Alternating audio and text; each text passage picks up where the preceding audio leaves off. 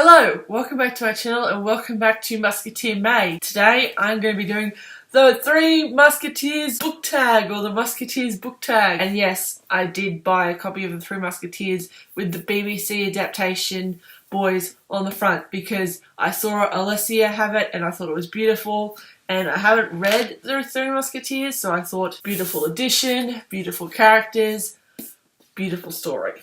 So I have this copy of the Musketeers, and I have a book tag that is based on the BBC adaptation.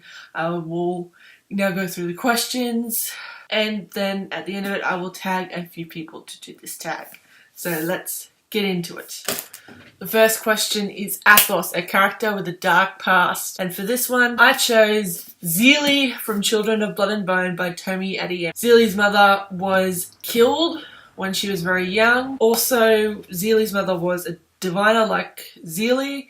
They were magi, they could control elements, and during the king's reign, he basically outlawed magic and killed most of the magi. And so I chose Zelie for this question because of that, because her past is rather dark, but she comes to accept it and accept her place in the universe in which she is abiding in, and I love her so much. Next question, Aramis, which is a favourite fictional charmer.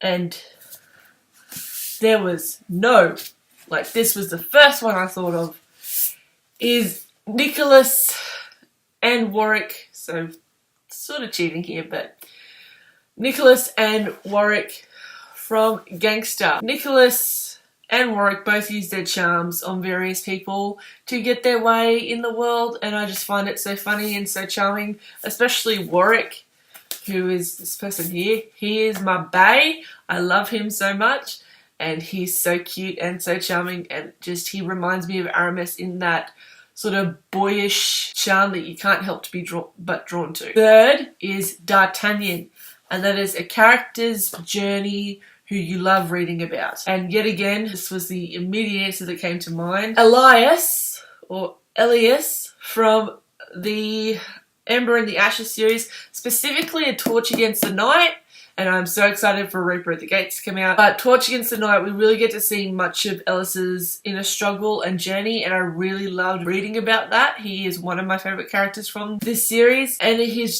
journey was so much fun, so complex, and it was just nice to witness that alongside him. So that was my answer for this one, because this series is really good and I'd highly recommend it. Next one is Porthos, and it's your favourite fictional character. This character is one of my favourite fictional characters because I can't pick just one, alright? But it is Yuki from Fruits Basket. I do like Kyo as well. Like, these two are one of my favourite relationships in the series, because especially in the anime, their relationship starts off really sour and then just progresses to like a normal tolerance and even little bit friendship. But these two characters I love to death, and I love these for these questions. They're one of my favorites.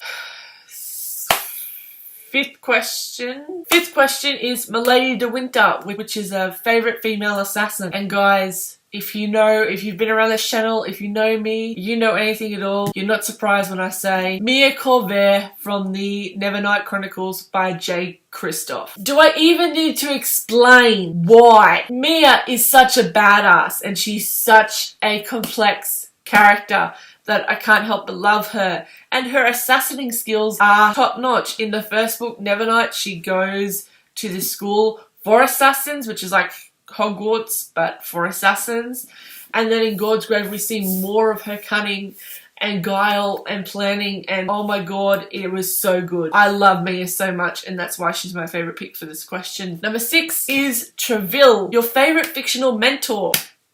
Uncle Ira from Avatar The Last Airbender. Ira is such a great character. He was such a grounding influence on all of the characters he came across. He was wise, he had much knowledge, and he was funny. He was a great mentor to Zuko and Aang, and he just had time to just give advice to anyone regardless of who they were, whether they be good, bad, or otherwise just in the middle. And I loved his relationship with Zuko. It was one of the better relationships of the series because it gave Zuko a chance to have an actual father rather than the father that he claims he tries to impress, who is a really, really, really, really, really bad person. But yes, so I chose Ira for this question, but I think Trouville is one of the best mentors in fiction anyway, because he is such a good mentor and good father figure to the Musketeers. Number 7 is Constance, which is a character who routinely helps a hero. Now, I picked Holo from Spice and Wolf for this one, because while she is a main character in the book, she does help out Lawrence a lot in ways that he doesn't even know, in ways that he does. She is rather like Constance in the way that she is not a typical girl for the time period that this is set in. She has her own opinions, she has her own thoughts, she learns to fight and whatever else, and she basically reminds me of Constance so much, even if she is a little more brash than Constance is, but she still reminds me of Constance in that way, and that's why I chose her for this question. Queen Anne, an emotionally strong character. Yet again, if you know anything about me in this channel, you will know that my answer is simply Kira from Mars, and this is Ray, who is also an emotionally strong character. So these two particularly, the emotional strength that they both exemplify, and just the emotional fortitude that they both have, I really admire. I really think that they are very emotionally strong despite what happens to both of them. And Kiara especially, over the course of the series, she becomes a lot stronger, but the emotional strength is the cornerstone of her good traits. She is very, very, very emotionally strong, and I love her so much, and in that way she reminds me of Queen Anne, who is also very emotionally strong. And my queen. Next one is King Louis, whose question is a foolish character, and I have to go with Cersei from Cersei by Madeline Miller. And the reason I'm saying this is because, especially when she was younger, she was very foolish, but she grew out of it. But those younger scenes where she was sort of could be baited and taken to act like a fool, those establishing scenes were very much cringy for me. Like, I was like, no, don't do this, and then she did it, and I was like, but she's not that foolish.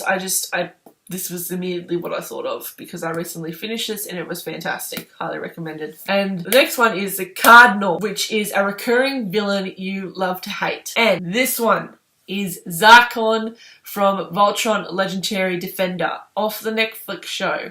I do not watch Voltron religiously, like it's a show that I watch when I want to just relax and not have to think about anything and just enjoy 25 minutes of like a space battle and whatnot. But Zarkon is a villain that is recurring because he is the main antagonist, and his schemes seem to be so multi-layered, and just he is one of the most recurring villains that I love to hate, because every time he's on screen he just eats up the screen, and he has a very presence that I really, really like. And the last question is the Garrison. Favourite fictional place you like to visit? Now, this place is not a place that I'd like to be in as a worker or a gladiator, but it was very much a place I'd like to visit as like a visitor or to see people fight.